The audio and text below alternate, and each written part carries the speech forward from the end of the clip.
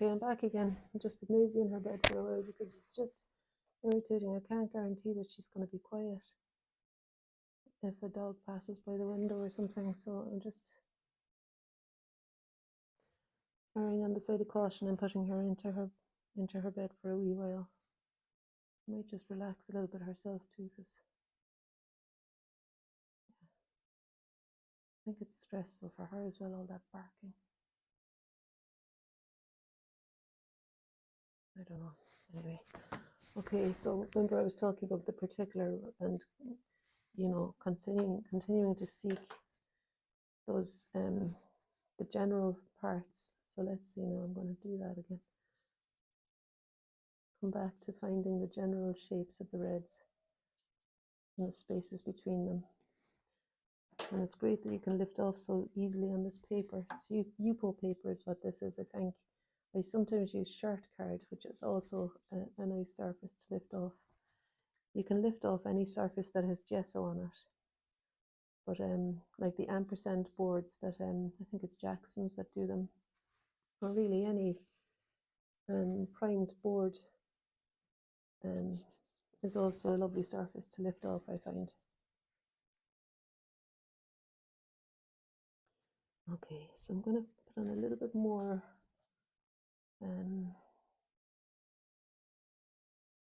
the deeper tone of the red. Half closed eyes, finding where it reads as being a bit deeper in tone here and there. And that has a different shape to it, that little bud. It's kind of more like that. I'm trying to avoid this kind of slavishness towards the literal, but instead keeping myself lively and continuing to feel into what it is that's my response to these. What is it that I'm feeling through them? Certain little curls and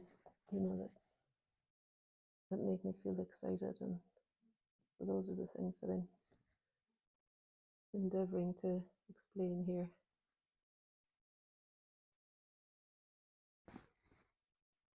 And I think there has to be something on there before it can be lifted off, so there is something about that too, that satisfying. And some white on here. I want to have something when it dries to work over there, because I want it to lift out above the green. In fact, it might not even need to dry before I put some red on there. And still keeping myself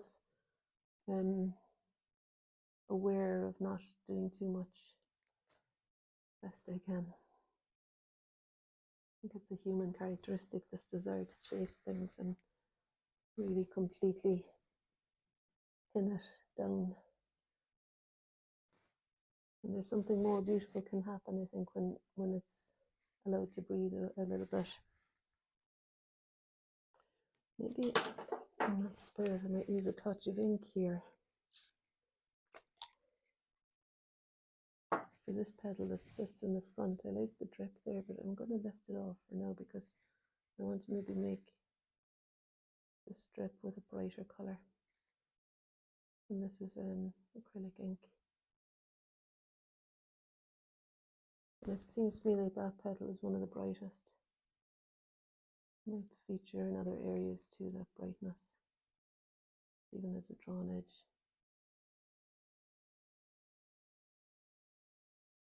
Yeah, it might be too much, but I think it might also be an exciting colour to represent the little touches at the end of the stamen in all of these cases. And if I had something really clear and straight that I could pull, I'd just use the edge of the stencil. Let's see now, would that work?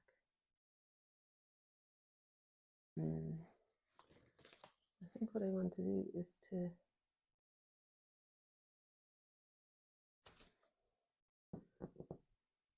print a really fine line, and it needs to be vertical between the seed. Just lift that off again. I think maybe if I let the ink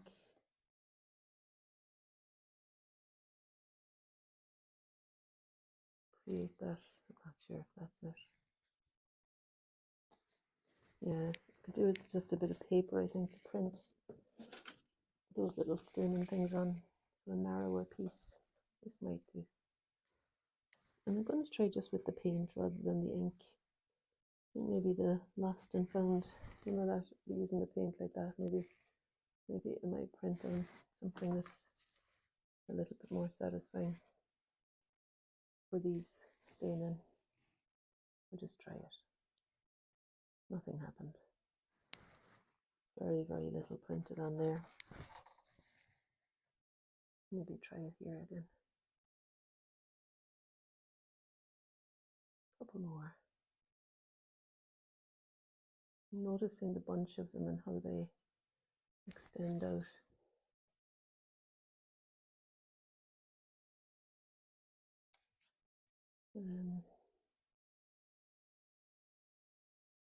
Something there, a few of them. And a few of them here too.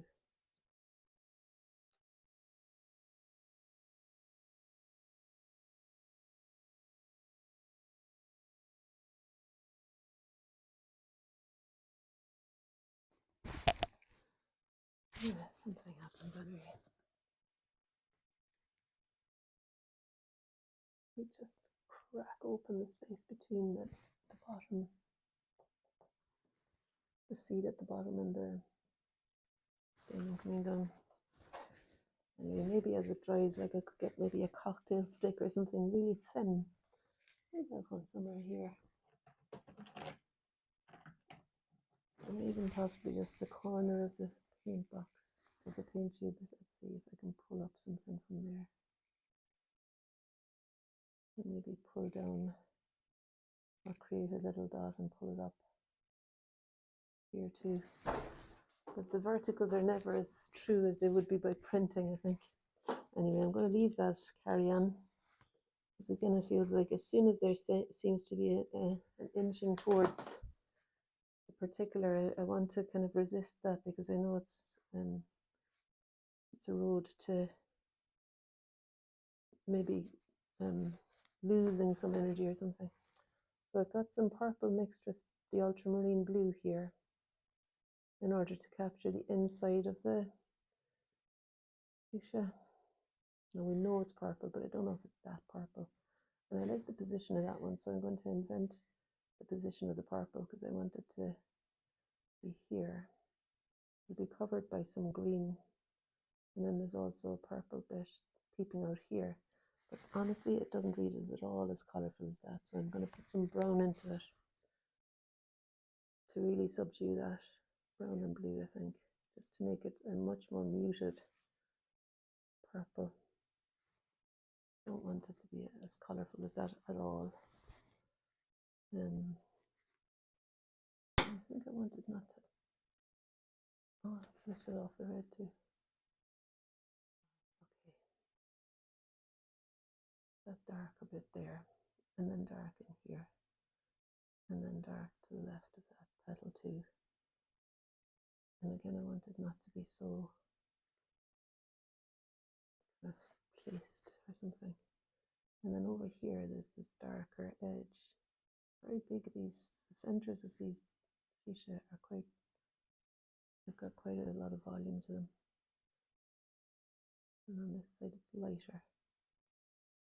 There's something about the clean edge that I like, so I'm aiming to find that clean edge as it meets the fuchsia.